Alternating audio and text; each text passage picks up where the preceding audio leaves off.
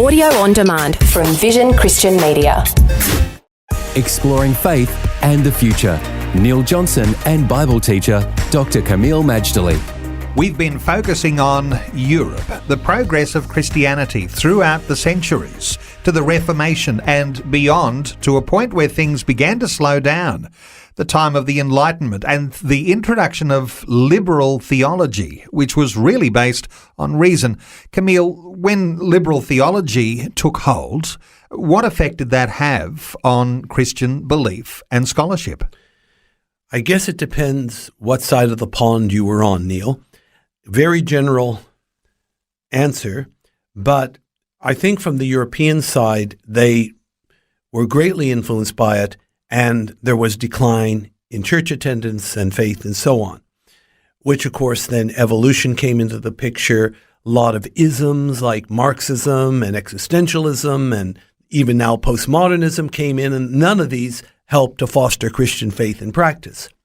But on the other side of the pond, meaning the Atlantic Ocean, there was a very different reaction. I quoted Newton in another program where for every action there's an equal and opposite reaction.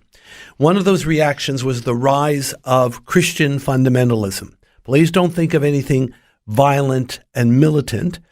What happened is at the turn of the last century, the Christian fundamentalists looked at what the teaching was coming out of the seminaries and other institutions, Europe and even in the U.S., and they said, no, this is not right. And they banded together and they wrote a series of books called The Fundamentals. The Fundamentals. And in it was beliefs like the triunity of God, perhaps, or the deity of Jesus, his atoning work on the cross, his coming again, second coming as we call it, and establishment of God's kingdom. I mean, these are certain fundamental things that are bedrock, they are clear, and they are non-negotiable. Out of that series of books, which was meant to counter the liberal teaching, came the term fundamentalist. And fundamentalist means to return to the original tenets of belief and practice of the religion. Now, in one sense, that's a good thing. It's like a reformation of sorts. However, the American fundamentalists, they, in a sense, picked up a little more baggage than they needed. They became known as intolerant. They didn't like black people. They definitely didn't like Pentecostals.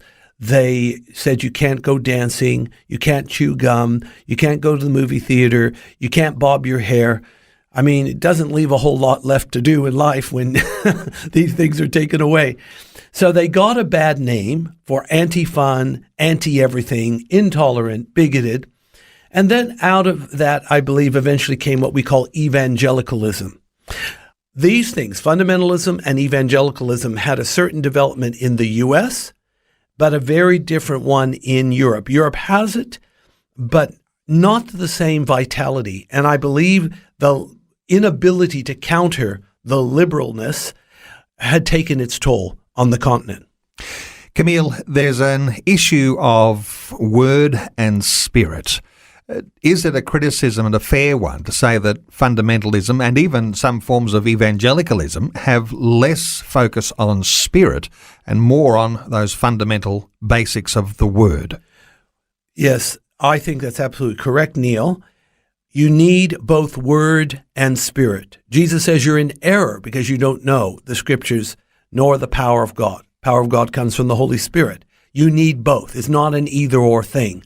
And classic Protestantism, and perhaps to some extent fundamentalism, they were strong in the word, but because they didn't include the Holy Spirit, it kept them from being all that they could have been.